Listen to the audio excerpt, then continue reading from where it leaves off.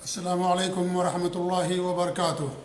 الحمدللہ رب العالمین، واشہد ان لا الہ الا اللہ وحدہ لا شریک لہ، واشہد ان محمدا عبدہ ورسولہ، وبعد۔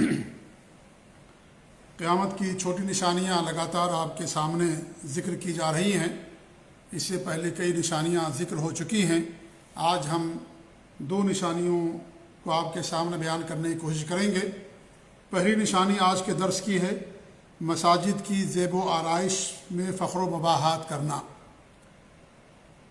مسجد اللہ تعالیٰ کا گھر ہے، انہیں اللہ تعالیٰ کی عبادت کے لیے بنایا جاتا ہے، اور مسجدوں کے بنانے میں بہت زیادہ اجر و ثواب ہے۔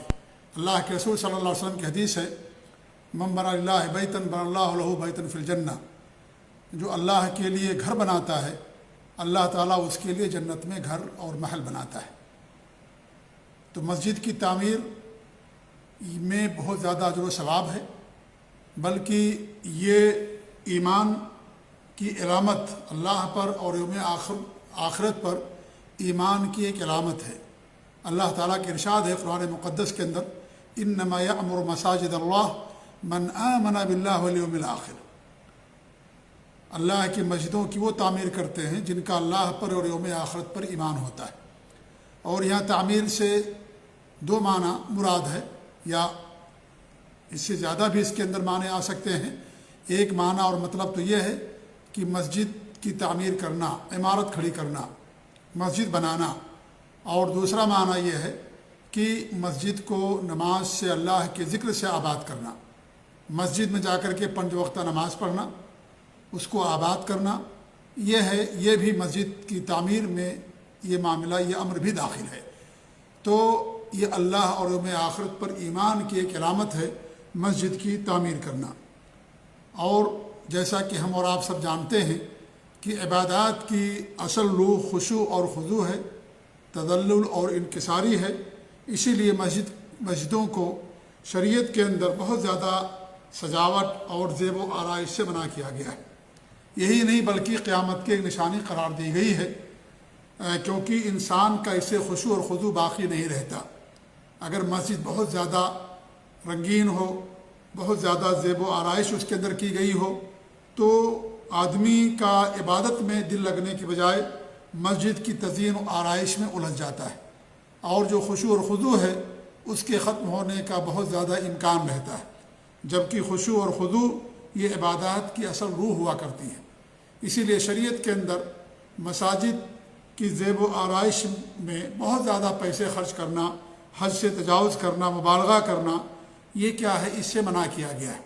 انسان مسجد خوبصورت بنا سکتا ہے، لیکن اس کے اندر مبالغہ کرنا اور فخر و مباحات کا ذریعہ بنا لینا کہ ہم نے اتنی شاندار مسجد بنائی فلاں علاقے میں، اور اتنا پیسہ اس کے اوپر ہم نے خرچ کیا، اس کی تزئین اور آرائش میں اسے فخر کا ذریعہ بنا لینا، یہ قطعاً جائز اور درست نہیں ہے۔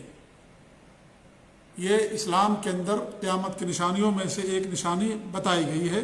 انس بن مالک رضی اللہ عنہ سے روایت ہے کہ اللہ کے رسول صلی اللہ علیہ وسلم کے ارشاد ہے، قیامت اس وقت تک قائم نہیں ہوگی جب تک لوگ مسجدوں کے بارے میں ایک دوسرے پر فخر نہ کرنے لگیں کہ ہم نے جو مسجد بنائی بڑی شاندار ہے، بڑی زبردست ہے، بڑی مزین اور منقش ہے، اور یہ جو مسجد ہے یہ مسجد اتنی تزئین نہیں کی گئی، اور اس کے مقابلے میں اس مسجد کی کوئی حقیقت اور حیثیت نہیں ہے۔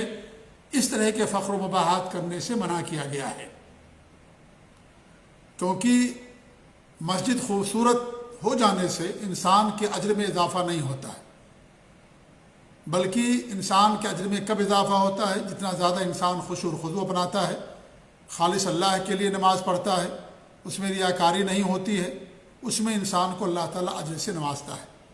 لہذا مسجدوں کو خوبصورت بنانے میں اور پھر اس پر فخر کرنا یہ قیامت کی نشانیوں میں سے ایک نشانی ہے۔ بلکہ آپ نے ایک حدیث کے اندر تزئین اور آرائش کرنے میں ہلاکت اور بربادی بیان کی ہے، جیسا کہ آپ صلی اللہ علیہ وسلم کے ارشاد ہے کہ جب تم اپنی مسجدوں اور مصاحب کی تزئین کرنے لگو گے تو تمہاری بربادی یقینی ہے۔ یہ ابن ابی داؤد کی روایت ہے، یہ مصاحب میں انہوں نے بیان کیا ہے۔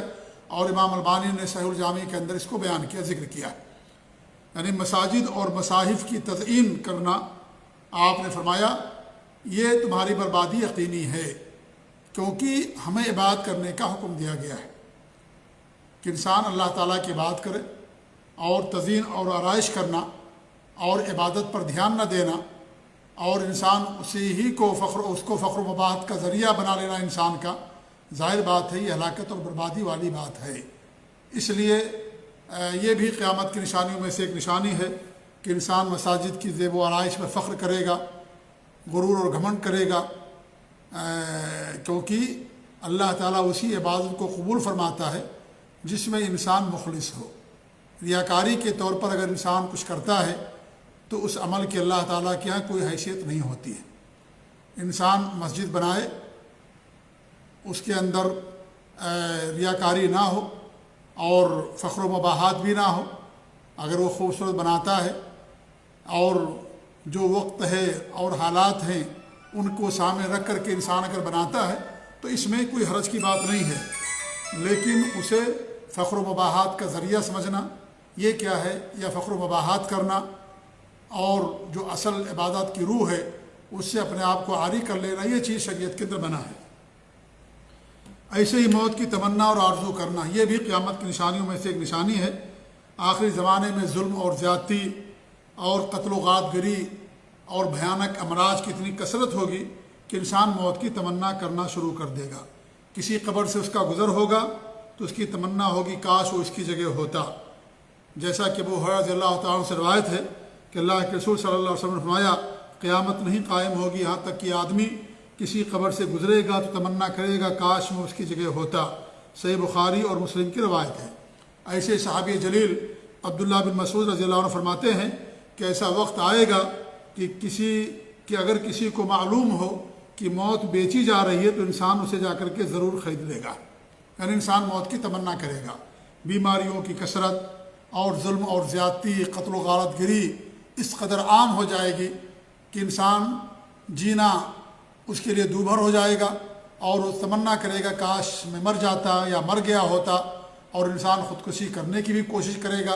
تو اس طریقے سے انسان موت کی تمنا کرے گا کہ مجھے موت آ جائے، جبکہ موت کی تمنا کرنے سے انسان کو منع کیا گیا ہے۔ اللہ کے رسول صلی اللہ علیہ وسلم کی حدیث ہے تم میں سے کوئی مصیبت کی وجہ سے موت کی تمنا نہ کرے، صحیح مسلم کی روایت ہے۔ ہاں انسان یہ کہہ سکتا ہے کہ اگر اللہ تعالیٰ میرے لیے زندگی بہتر ہے تو مجھے زندگی عطا فرما، زندگی برکت دے، اور اگر میرے لیے موت بہتر ہے تو اللہ تعالیٰ تو مجھے موت دے دے۔ کسی مصیبت کے نزول ہونے کے بعد انسان اس طریقے سے کہہ سکتا ہے کہ انسان اگر پریشانی میں ہے، مصیبت میں ہے، لا علاج بیماری کے اندر ملوث ہے اور کافی پریشانی اور مصیبت میں ہے، تکلیف دہ بیماری میں ہے، تو انسان اس طریقے سے تمنا کر سکتا ہے کہ اللہ تعالیٰ اگر میرے لیے موت بہتر ہے تو موت دے دے، اور اگر میرے لیے زندگی بہتر ہے تو اللہ تعالیٰ تو مجھے زندگی دے دے۔ اگر کرنا انسان کے لیے ضروری ہو کسی بیماری اور کسی پریشانی کے سبب تو انسان ایسا کہہ سکتا ہے، ورنہ انسان کو دعا کرنا چاہے کہ اللہ تعالیٰ تو میری عمر میں برکت دے، اور نیکی میں بھی اللہ تعالیٰ تو مجھے برکت دے، اور اللہ تعالیٰ تو جس طریقے سے میری عمر لمبی کر رہا ہے اللہ تعالیٰ تو اسی قدر مجھے نیکیوں کی بھی توفیق دے۔ عمر بڑھے تو نیکیاں بھی بڑھنی چاہیے، مال بڑھے تو انسان کی نیکیوں میں بھی اضافہ ہونا چاہیے۔ تو انسان اللہ تعالیٰ سے یہ دعا کرے کہ اللہ تعالیٰ تو ہماری عمر میں اضافے کے ساتھ ساتھ عبادت اور بندگی میں بھی اضافہ فرما، کہ اللہ تعالیٰ تمہیں اور نیکیاں کرنے کی اور عبادت کرنے کی توفیق دے۔ انسان کو یہ دعا کرنی چاہیے۔ تو موت کی تمنا کرنا بھی شریعت کے اندر منع ہے، اور یہ قیامت کی نشانیوں میں سے ہے کہ انسان موت کی تمنا کرے گا، کسی قبر سے گزرے گا تو کہے گا کاش میں اس قبر کے اندر ہوتا۔ بیماری اور موت کی کثرت اور اس طریقے ظلم اور زیادتی کی کثرت کی وجہ سے انسان اس طریقے کی تمنا اور آرزو کرے گا۔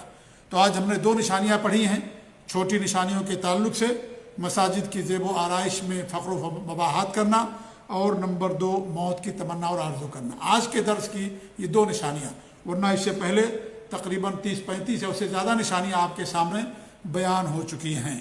اللہ تعالیٰ سے دعا ہے کہ اللہ رب العالمین ہمیں اپنے دین کا علم حاصل کرنے کی توفیق دے، اور اللہ رب العالمین ہم سب کو نیکی اور عبادت کی توفیق دے، اور ہم سب کو اپنی عبادت پر قائم رکھے، شرک و بدعات اور خرافات سے محفوظ رکھے، اور اللہ تعالیٰ ہماری باتوں کو قبول فرمائے، عبادتوں کے اندر اخلاص پیدا کرے، ریاکاری سے، دکھاوے اور نمود سے اللہ تعالی ہم سب کو محفوظ رکھے، آمین۔ وصلی اللہ علی نبینا محمد وعلی آلہ وصحبہ اجمعین، وجزاکم اللہ خیر، والسلام علیکم ورحمۃ اللہ وبرکاتہ۔